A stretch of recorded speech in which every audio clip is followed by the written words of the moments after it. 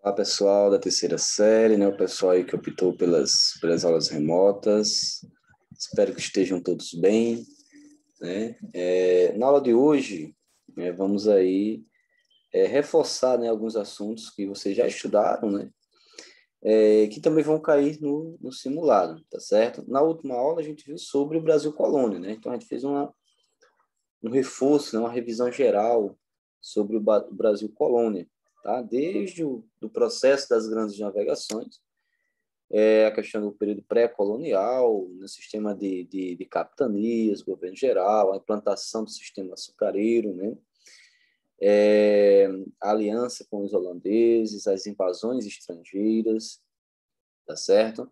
A decadência, né, da produção de açúcar, o encontro, né, e o início da extração do ouro, algumas revoltas separatistas, tá certo? E hoje a gente vai ver o processo de independência, tá certo?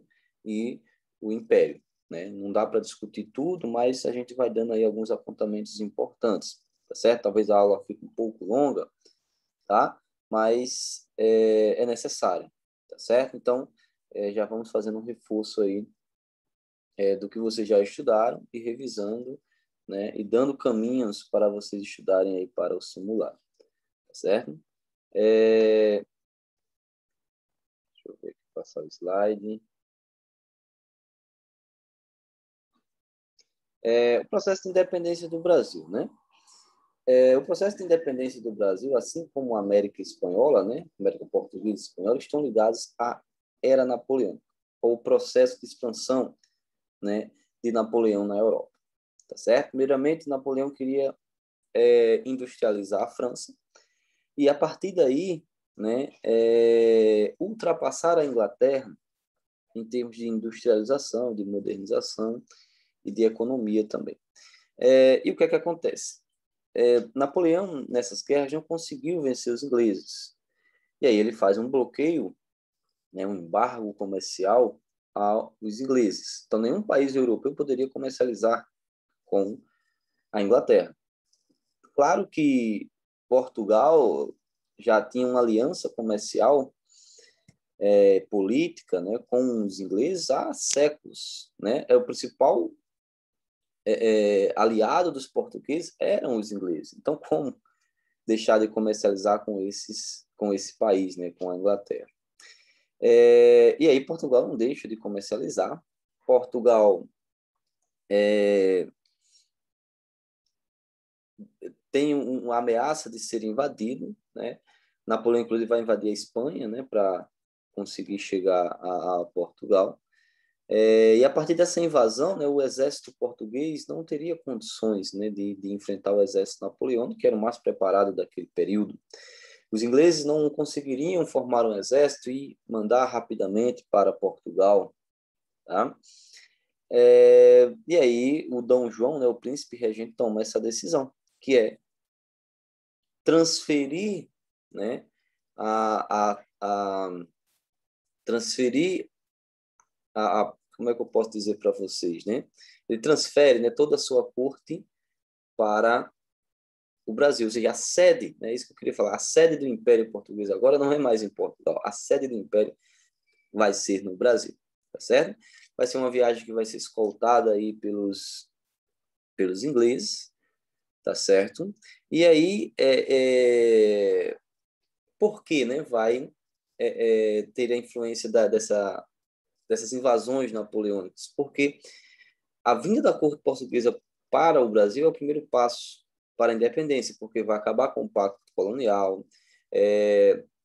a questão da indústria que não tinha no Brasil, né, a permissão vai acontecer, o Brasil não vai comprar e vender apenas de Portugal, porque a sede é aqui, é no Brasil, então vai poder fazer esse comércio com outras nações, né? Inclusive o Dom João vai à abertura dos portos das nações amigas, vai ter o Tratado de Comércio e Navegação, onde, claro que esses tratados eles vão beneficiar a Inglaterra, tá? Então, a abertura dos portos das nações amigas, quem eram os amigos do Brasil? Os ingleses. Tratado de comércio e navegação, taxas menores para produtos ingleses, taxas de 15%, outros países era 16%, né? Com Portugal, outros países era 25%. Então, produtos a taxas de juros bem menores beneficiava os ingleses. Tratado de paz e amizade, né? Qualquer inglês, né? Uma aliança política e militar, lógico, com os ingleses, mas os ingleses que residiam no Brasil não poderiam ser punidos caso cometessem algum crime por, por juízes brasileiros e sim por juízes ingleses, né? Então, tudo isso vai acontecer aí nesse processo de chegada da corte e o Brasil vai tomando, né, uma cara de modernidade, né, uma cara de um país aí independente. Tá? Claro que vai ter também muitas mudanças, tem criação do Banco do Brasil, Jardim Botânico, cursos de Direito e de Medicina, tá certo? A imprensa régia vai ser criada nesse momento, então muita coisa vai se transformar, né? A nossa colônia, de certa forma, vai ter um pouco de transformação. E aí o tempo vai passando, em 1815, né? Dom João, a corte veio fugindo, no caso, do Napoleão Bonaparte. Em 1815, né, Napoleão vai ser derrotado definitivamente. O que é que vai acontecer? Vai acontecer o Congresso de Viena. Né? Esse Congresso de Viena, qual é o objetivo? Reorganização do mapa da geografia europeia. Né? Napoleão mexeu com tudo. Então, as monarquias elas vão se reunir para devolver para cada, né, rei o que foi retirado dele. Só que não devolvem para Dom João Portugal, porque dizem que Dom João não lutou contra Napoleão, ele fugiu. Qual a saída do Dom João, né? do príncipe regente Dom João? É levar o Brasil a Reino Unido, né? Reino Unido de Portugal, Brasil e Algarves. Né? O Brasil agora não é mais... O Brasil deixa de ser colônia definitivamente. O Brasil agora é um reino unido a Portugal e a Algarves. Tá? Ou seja, o que é que Dom João quis dizer com isso? Eu não fugi de Napoleão, eu apenas, né, transferi a minha corte e a sede do meu governo para o reino do Brasil. Então, eu estava no meu reino. Né? A lógica aí do Dom João. Então, com isso, depois ele vai recuperar Portugal, né, com essa medida que ele vai ter. Certo? Além disso, né, o que é que marca esse processo de independência do Brasil? O Dom João e sua corte, né, vão ter muitos privilégios no Brasil e a cobrança de impostos vai, né, aumentar cada vez mais. E o Nordeste brasileiro, que estava com a decadência da cana-de-açúcar, abandono do governo central, secas em Pernambuco em 1816, que vai diminuir a produção, né, quase por inteiro, e vai acontecer a Revolução Pernambucana de 1817. Né? Eles queriam aí, qual o objetivo deles? Criar uma república em Pernambuco, tá certo? Vão ter influências iluministas e tudo mais, tá certo?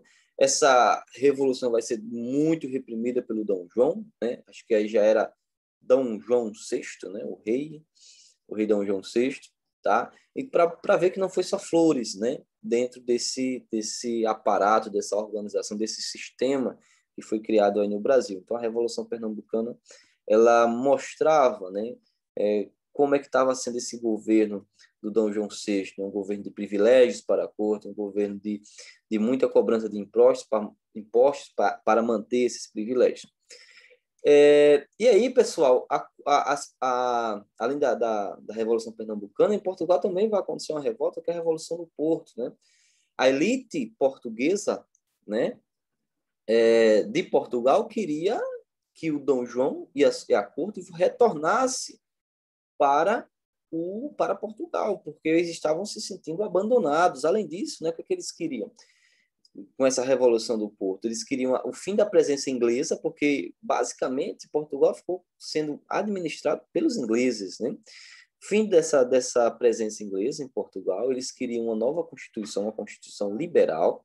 Né? O sistema de governo que eles imaginavam era uma monarquia parlamentarista, né? Uma monarquia constitucional, no qual o rei ele vai ter seus poderes limitados. Tá? E a principal é a retorno da família real para Portugal e a recolonização do Brasil. Né? O Dom João ele meio que vai ser obrigado a voltar, porque se ele não retorna, ele perde acaba com a dinastia de Bragança, né, em Portugal, só que ele deixa seu filho aqui. Né? Olha a cabeça do Dom João VI, né? Porque aqui no Brasil também já estava com esses indícios que o Brasil ia se tornar independente, né? Desde 1808, quando ele começa com aquele processo de abertura dos portos, as nações amigas, os tratados, a elevação do Brasil a reino. A elite brasileira também estava, né, com esse pensamento. Então, ele deixa o Dom Pedro I, né, que vai se tornar Dom Pedro I no Brasil, porque ele quer que quem faça essa independência, né, caso seja já que tenha que acontecer, que seja feito por um português, que seja feito por um Bragança, né?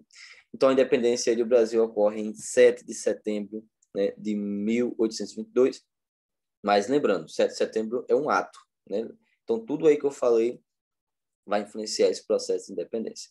E aí chegamos, aí temos alguns quadros, né? Eu estava esquecendo, né? Primeiro do Francis René Moreat, que mostra, né, aí o Dom Pedro com uma população, né? E a gente sabe, não teve participação popular, tá certo? O Pedro Américo, né, heroificando esse ato, né? Talvez o Dom Pedro não tivesse um cavalo, né? Geralmente o transporte era feito por mulas, né? E ele não estava com essa quantidade de pessoas, né? Segundo a historiografia, tá certo? Então, alguns quadros aí que heroificam, né? Enaltecem esse momento histórico aí, né, da independência do Brasil, tá?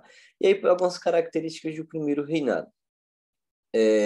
Em 1823, o Dom Pedro I, né, por ter tido o apoio da elite brasileira, vai convocar uma Assembleia Constituinte de influência liberal. Então, os liberais aí, né, influenciando o governo de Dom Pedro I. Só que essa Constituição estava diminuindo os poderes desse novo imperador. E aí o Dom Pedro vai anular essa Constituição, né, que era uma Constituição censitária também e tudo mais. Tinha algumas ideias iluministas contidas, lógico, mas, assim, o Dom Pedro I dizia que ela não era digna dele, né? Porque o Dom Pedro ele se torna, na realidade, um rei absolutista, né? Um governo absolutista, tá certo? O Brasil se torna uma monarquia absolutista, certo? E hereditária também. E aí ele destitui essa Constituição, convoca uma ou outra, que é feita basicamente por ele e seus aliados, e ele vai outorgar, né, uma Constituição conservadora, que vai ser a Constituição, nossa primeira Constituição, que é a de 1824. Termos o sistema do padroado régio, algumas características importantes. Qual é o padroado régio? A religião ela vai ser chefiada, né, pelo imperador. Então, a igreja está subordinada ao governante, certo? Padroado régio. O rei, ele detém o poder aí, no caso político, ele comanda também as ações da igreja.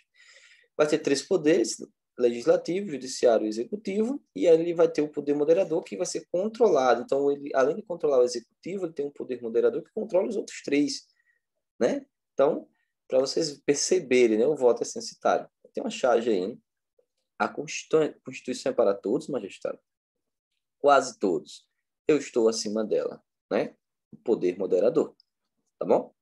E aí a gente vai falar de crise, né? Em 1822, a gente vai falar de crise. Por que crise, né?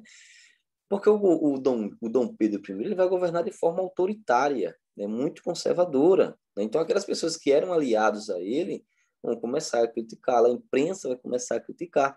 Por exemplo, no Nordeste, novamente, em Pernambuco, novamente, vai acontecer a Confederação do Equador, em 1825. Pernambuco, Ceará, Paraíba e Rio Grande do Norte se revoltam, se juntam, né? Principalmente Pernambuco, contra, né, a centralização política e a autoridade desse imperador que estava passando dos limites. O principal líder foi o Frei Caneca, né? Só que aí o Dom Pedro, né, o Dom Pedro I vai reprimir com extrema violência o movimento. Inclusive o Frei Caneca, né, ele vai ser condenado à forca, né? Mas ele era tão popular que os seus, né, as pessoas queriam enforcá-lo, e há uma multidão, né, pedindo para que não acontecesse isso. Ele vai ser fuzilado, né? E qual a diferença, né, entre fuzilar e enforcar?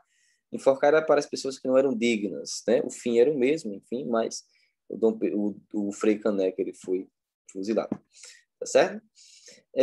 Vai ter alguns reconhecimentos da independência, né? Dentro desse primeiro reinado, Portugal transfere as dívidas. Portugal não reconhece. O primeiro país foi os Estados Unidos, depois acho que Inglaterra. E Portugal, ele não reconhece a independência do Brasil, só reconhece o Brasil pagar uma dívida. O Brasil não podia pagar, então ele transfere as dívidas que tinha com a Inglaterra, que não era pouco, e o Brasil tem que pagar aí 3 milhões de libras aos ingleses, tá? Então, por que isso, né? Não esqueçam, o governante do Brasil, ele é um português. Não esqueçam disso, tá? O governante do Brasil é um português. Então, por isso que ele aceita, né, essa medida que veio aí de Portugal, certo? Ainda falando sobre a crise, em 1825 vai ter a Guerra Cisplatina, no qual o Uruguai vai se tornar independente, tá?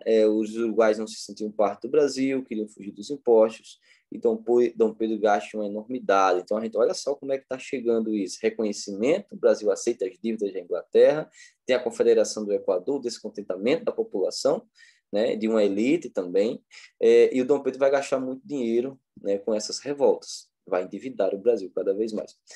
E aí o Dom Pedro planeja viajar pelo Brasil primeiro, né, viajar pelo Brasil e conseguir apoio.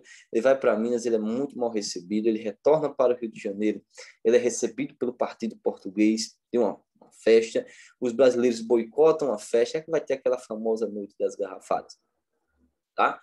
Foram algumas noites, né, de muitas garrafadas e muitas mortes, tá certo? Isso mostrando o descontentamento, né, da população brasileira com relação ao governo do Dom Pedro I, e aí ele vai abdicar do trono em 1831 em favor do seu filho, né, o Dom Pedro de Alcântara, que vai se tornar o Dom Pedro II.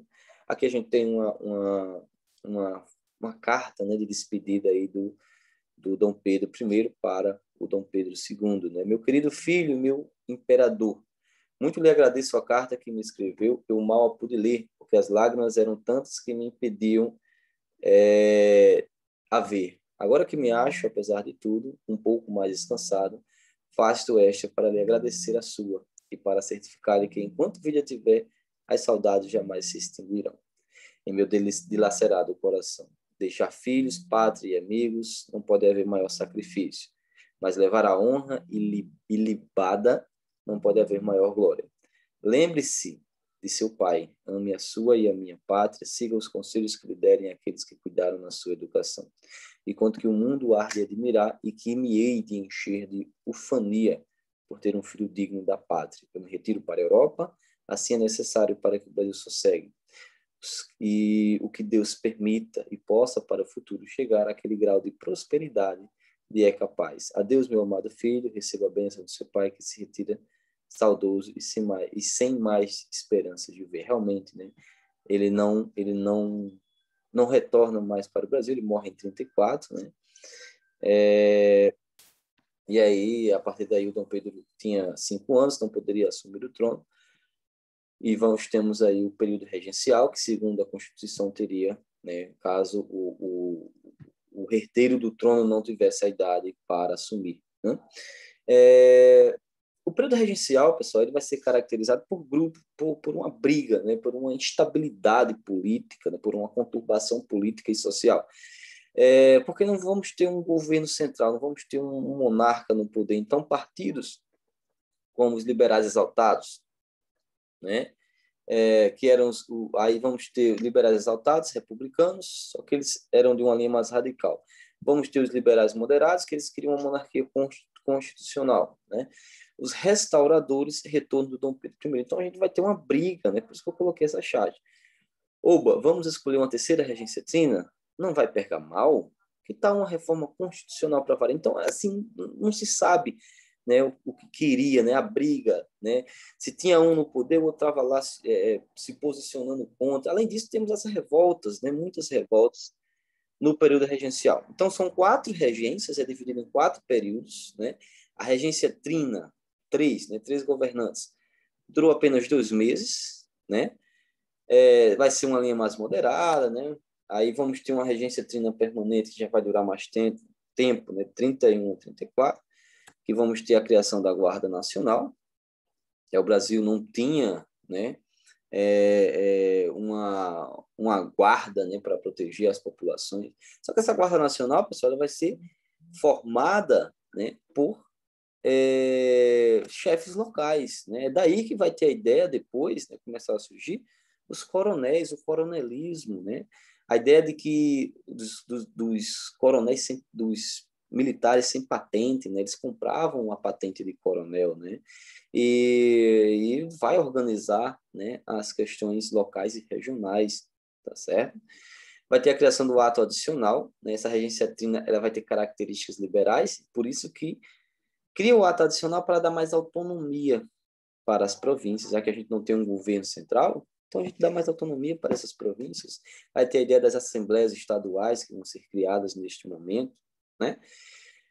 Vamos ter a regência una, né, do padre Diogo Feijó, do padre Antônio Diogo Feijó, que vai ter características liberais também, mas ele vai sofrer muita pressão dos conservadores, muitas revoltas vão acontecer, e ele vai governar apenas de 35 a 37, e aí começa, né, a regência una de Araújo Lima, que vai ter característica totalmente conservadora, ele vai reinterpretar o ato adicional de 34, ou seja, vai retirar as autonomias das províncias, vai reprimir as revoltas regenciais, tá? E vai ter também a oposição dos liberais. Como é que isso acontece?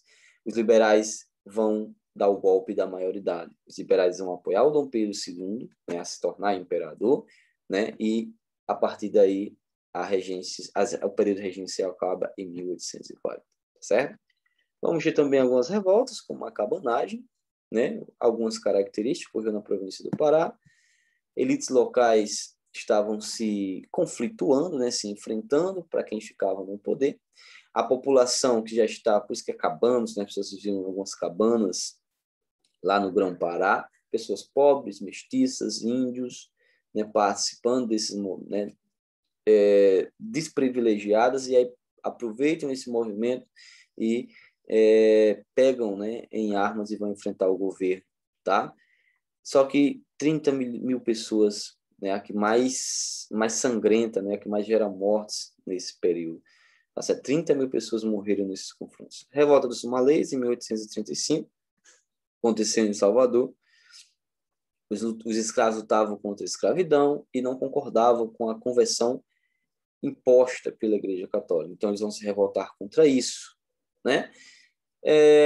A revolta dura 24 horas, o governo de Salvador consegue rapidamente reprimir a revolta. A balaiada, 38 ou 41, eles se revoltam contra a crise econômica, camadas populares, classe média se revolta, tem a ideia do Cosme, né, que ele vai liderar 3 mil quilombolas, mas aí 12 mil pessoas morreram, também vai ser controlada nessa revolta. Vamos ter a Sabinada, né, que vai ocorrer em Salvador, que é mais classe média, né? Estavam descontentes com as medidas do governo central. Então, olha o descontentamento, né? O estopim foi a nomeação do presidente da província, né? Que vai gerar um estopim, um descontentamento das elites locais. Vai morrer aí cerca de 1.800 pessoas.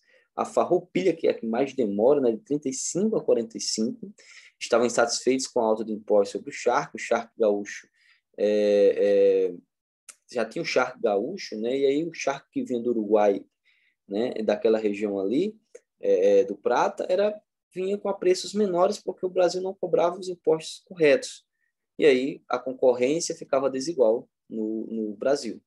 O principal líder foi o Bento Gonçalves, né, foi proclamada a República também rio-grandense, e depois vai durar 4 meses, mas também vai ser a República Juliana, né?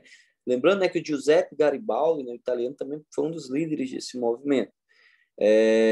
O Barão de Caxias, né, enviado com 12 mil homens, vai ter a questão da diplomacia e tudo mais, a assinatura do Tratado de Poncho Verde, a questão da anistia, né, a questão da regulação da taxa de impostos, né?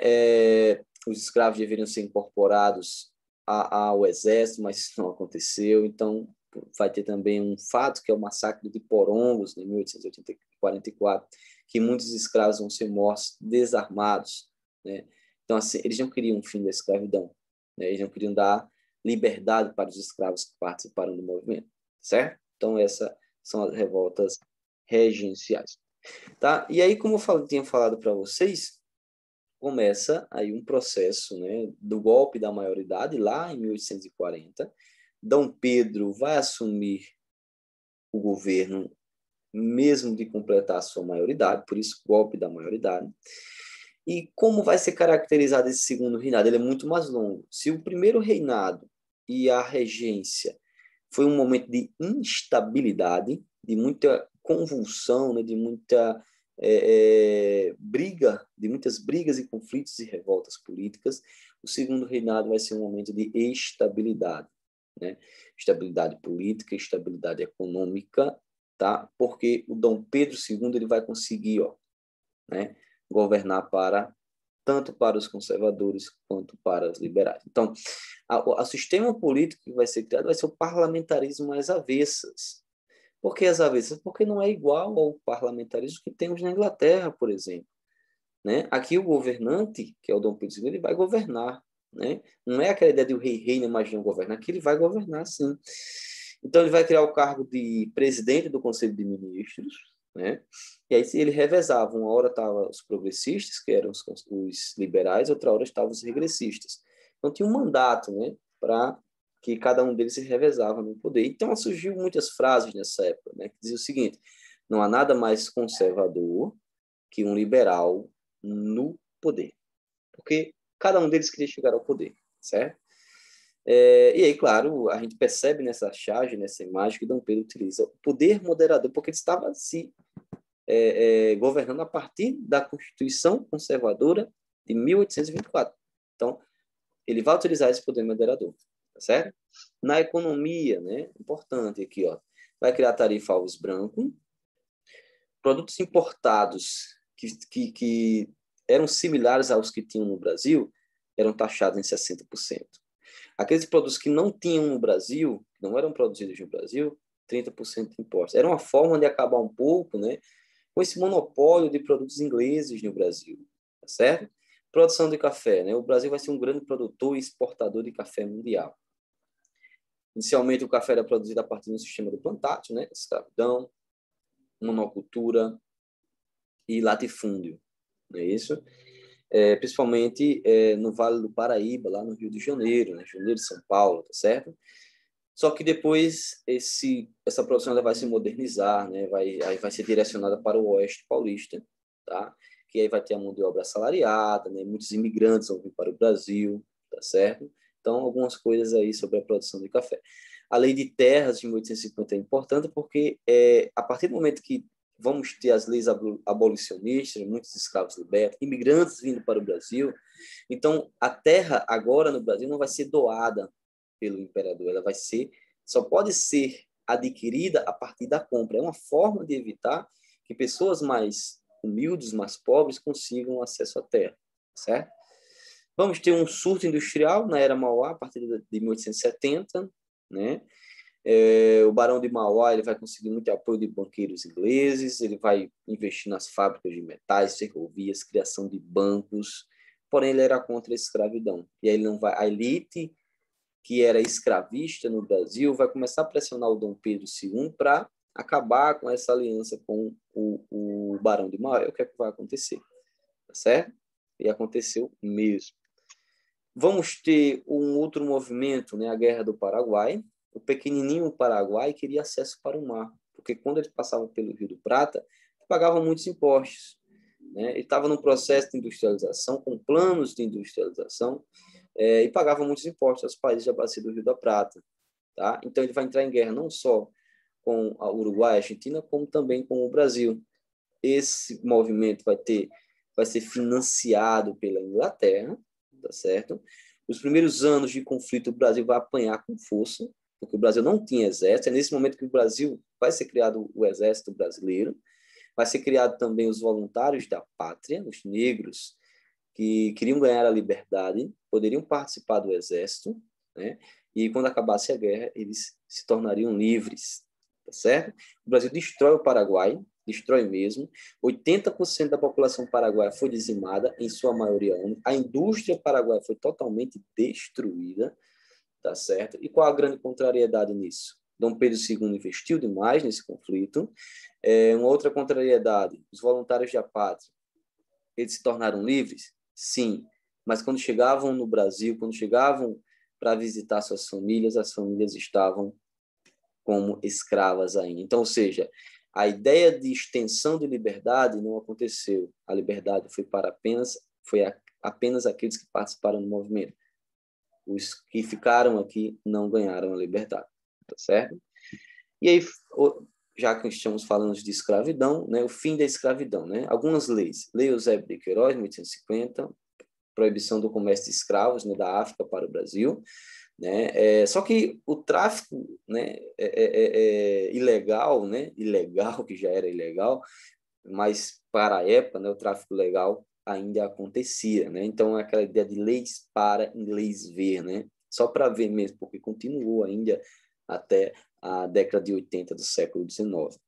Temos a Lei do Ventre Livre, né, de 1871. Filhos de escravos nascidos após esta data eram livres. Não era bem assim, né? O dono da escrava, né? O filho que nascia, né, ficava alguns anos com com o dono, né, das terras, dos escravos, tá? E só depois que alguns ganhavam liberdade, não era bem assim. Lei do sexagenário, escravos que atingissem 60 anos poderiam adquirir sua liberdade trabalhando mais 5 anos. A taxa a quantidade de anos que um escravo poderia viver era 40, 45 anos no máximo. Chegar aos 60 anos era muito difícil. Aconteceu com alguns? Sim. Quando chegasse aos 60, ele teria que trabalhar mais 5 para conseguir a sua liberdade. É difícil, né? Se tornar livre no Brasil. A Lei Áurea, né, é o momento da liberdade. Vai ser aprovada pelo Congresso e assinada pela Princesa Isabel. Dom Pedro II estava viajando, né, e aí a Princesa Isabel assina a abolição da escravidão. Muita coisa vai mudar para os escravos? Muita não, né? Porque vai faltar emprego, tá certo? E muitos ainda vão ficar nas fazendas, a questão do preconceito, da discriminação, alguns problemas que vão acontecer, que já aconteciam, que vão continuar acontecendo, tá certo? E aí a crise do segundo reinado, né? São várias questões aí, né? Questão religiosa. A Igreja Católica, pessoal, né? Ela proíbe a pessoas que fazem parte da maçonaria a frequentar a igreja, né? A participar das questões religiosas. Dom Pedro II ele não era maçom, mas a grande parte dos seus ministros, de seus apoiadores eram maçons, tá? Faziam parte da maçonaria. Então, como vivíamos aqui no Padroado Régio, ele não acata essa decisão, e a Igreja Católica rompe com o Dom Pedro II, inclusive ele vai prender 2 bispos ainda, vai ser, né, vai ter aquela questão toda, então Dom Pedro II perde o apoio da Igreja Católica. A questão abolicionista, a partir do momento que ele acaba com a escravidão, ele vai perder o apoio da elite agrária, que tinha na escravidão a base para a sua produção, para a sua economia, né? Temos um crescimento da imprensa liberal, né? As imprensas vai cair em cima do Dom Pedro II, né? Com muitas charges, com muitas criticando, né, as suas ações e tudo mais. A questão republicana, né? Que começa a surgir os grupos, né, de republicanos na ideia de emancipação política e tudo mais. A questão militar, que vai aderir ao ideal positivista de ordem e progresso. O exército não era valorizado também, né, temos que ver isso, não era valorizado pelo Dom Pedro II, né, e aí por uma pressão não só dos militares, como também de uma elite, né, os marechais, né, vão proclamar a independência do Brasil, certo? E aí diz, né, o governo vai cair, já briguei com os fazendeiros e com a igreja, né? Aí um dos marechais, quem mandou criar questões militares, tá? Então, é nesse processo que a gente estuda o Império, né? Aí vocês vão pesquisando aí umas coisas, né? Para se aprofundarem mais nesse assunto, tá certo? Então, aqui é um reforço, aqui é uma revisão do assunto. Não falei de tudo aqui, não tinha como, certo? Então é isso, espero que vocês tenham entendido. Até mais.